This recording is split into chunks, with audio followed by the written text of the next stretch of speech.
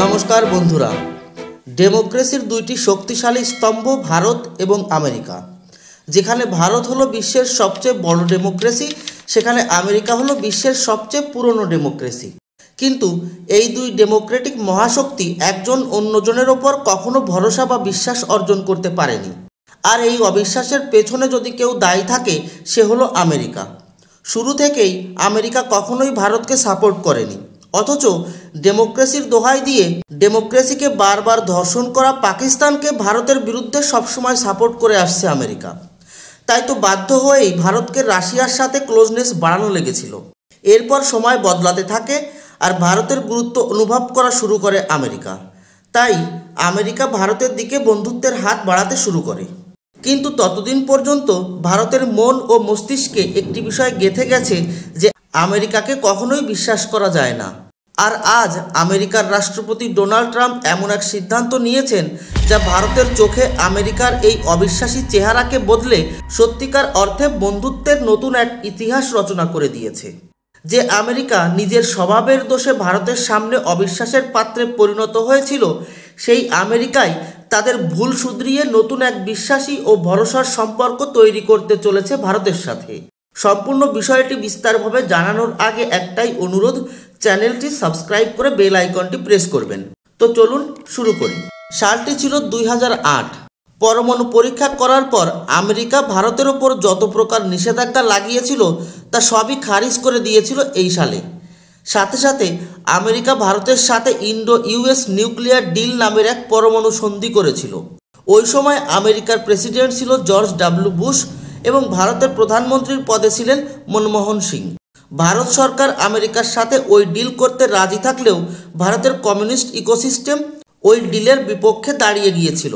অবস্থা এমন হয়েছিল যে মনে হচ্ছিল মনমোহন সিং সরকার পড়ে যাবে, কিন্তু কোনো না কোনোভাবে সরকার সে যাত্রায় বেঁচে যায়। কিন্তু সেই 2008 থেকে এখন পর্যন্ত এই ডিল শুধুমাত্র সাইন হয়েই পড়েছিল, কোনো রকম অগ্রগতি হয়নি। না তো আমেরিকার কাছ থেকে নিউক্লিয়ার সেক্টরে কোনো রকম সহায়তা পেয়েছে ভারত, না তো কোনো রকম টেকনোলজি পেয়েছে। আর এর পেছনে একমাত্র কারণ ছিল ভরসা না থাকা। আমেরিকা সবসময় একটাই আশঙ্কায় থাকতো যে তাদের টেকনোলজি ভারত রাশিয়ার সাথে শেয়ার না করে দেয়। আর ভারতের আশঙ্কা ছিল যে আমেরিকা ভারতকে কোনো ট্র্যাপে ফাঁসিয়ে না দেয়। আর এখন এই আশঙ্কার অবসান ঘটাতে ঐতিহাসিক এক পদক্ষেপ নিলেন ডোনাল্ড ট্রাম্প। দেখুন, আমেরিকার এনার্জি ডিপার্টমেন্ট ঘোষণা করে দিয়েছে যে তারা তাদের হলটেক নামের এক কোম্পানিকে ভারতে হাই অ্যাডভান্সড নিউক্লিয়ার রিঅ্যাক্টর বানানোর পারমিশন দিয়ে দিয়েছে। আর আমেরিকার এই ঘোষণা ভারত আমেরিকার মধ্যকার বন্ধুত্বের এক নতুন যুগের শুভ সূচনা করে দিল। কেন, সেই বিষয়গুলি বলি। বিশ্ব এখন ধীরে ধীরে গ্রিন এনার্জির দিকে অগ্রসর হচ্ছে। তাই ভবিষ্যতে কয়লা দিয়ে বিদ্যুৎ বানানো বন্ধ হয়ে যাবে, কারণ এতে প্রচুর মাত্রায় পরিবেশ দূষণ হয়। এখন থেকেই কার্বন ট্যাক্স নিয়ে যেভাবে শোরগোল পড়ে গেছে, তাতে দ্রুত এমন এক সময় আসবে যে যেসব দেশ কয়লা দিয়ে বিদ্যুৎ উৎপাদন করছে তাদের প্রোডাক্টের ওপর কার্বন ট্যাক্স লাগা শুরু হবে। তাহলে এনার্জি প্রডিউস করতে কয়লা যদি বাদ পড়ে, তাহলে কয়েকটি অপশনই বাকি থাকে: সোলার এনার্জি, উইন্ড এনার্জি এবং হাইড্রো এনার্জি। কিন্তু এইসব প্রজেক্টগুলো খুবই ব্যয়বহুল, জায়গা বেশি লাগে এবং তুলনামূলকভাবে কম বিদ্যুৎ প্রডিউস করে। আর এই কারণেই এনার্জি প্রডিউস করার ক্ষেত্রে সবচেয়ে বেস্ট টেকনোলজি হলো নিউক্লিয়ার টেকনোলজি। কম খরচে কম জায়গায় হিউজ অ্যামাউন্টের নিরবিচ্ছিন্ন এনার্জি পাওয়া যায় নিউক্লিয়ার পাওয়ার প্ল্যান্ট থেকে। কিন্তু নিউক্লিয়ার পাওয়ার প্ল্যান্টের সবচেয়ে বড় বিপদ হলো এর তেজস্ক্রিয়তা, অর্থাৎ রেডিয়েশন। কোনো কারণে যদি নিউক্লিয়ার রিঅ্যাক্টরে লিকেজ বা ব্লাস্ট হয়, তাহলে রেডিয়েশন ছড়িয়ে পড়ে সমস্ত এরিয়ায়। সেক্ষেত্রে ওই বিশাল এরিয়া মানুষ থেকে শুরু করে সমস্ত প্রাণীকুলের বসবাসের জন্য অযোগ্য হয়ে পড়ে। আর যারা এই রেডিয়েশনের কবলে পড়ে তাদের পরিণতি হয় বেদনাদায়ক মৃত্যু। তাই তো সরকার থেকে শুরু করে জনগণ পর্যন্ত কেউই এই নিউক্লিয়ার পাওয়ার প্ল্যান্টের ওপর ভরসা করতে পারে না। আর নিউক্লিয়ার রিঅ্যাক্টর ব্লাস্টের অনেক ঘটনাও ঘটেছে অতীতে। তাই তো দেখবেন রাশিয়ার পক্ষ থেকে ভারতকে খোলা অফার দেওয়া হলেও ভারত চুপ করেই বসে আছে। রাশিয়া ভারতকে সস্তা টেকনোলজি ও সস্তা ইউরেনিয়াম সাপ্লাই করার অফার দিলেও ভারত সেই অফারকে নিয়ে বেশি চিন্তা কখনোই করেনি। রাশিয়া ভারতে একটি মেজর নিউক্লিয়ার পাওয়ার প্ল্যান্ট লাগিয়েছে, যেটি কুডানকুলামে অবস্থিত। বাকি কিছু ছোটো মোটো প্ল্যান্টও লাগিয়েছে, কিন্তু ভারতের বিশাল জনসংখ্যার চাহিদা মেটাতে যে পরিমাণ প্ল্যান্টের দরকার তা এখনও কমপ্লিট করেনি ভারত। কারণ হলো সেফটি ইস্যু। রাশিয়ার টেকনোলজি সস্তা হলেও সেফটির দিক থেকে বেস্ট নয়। আর এখানেই বিশ্বের নাম্বার 1 টেকনোলজির তকমা পায় আমেরিকি টেকনোলজি। আমেরিকি নিউক্লিয়ার টেকনোলজি দামি হলেও রিলায়েবল হয়ে থাকে। এরা সেফটি ইস্যুকেই বেশি প্রাধান্যতা দেয়, খরচ যত বেশি হোক না কেন। তাই তো বলা হচ্ছে আমেরিকার এই নিউক্লিয়ার পাওয়ার টেকনোলজির অফার নিয়ে ভারত সরকার খুবই এক্সাইটেড।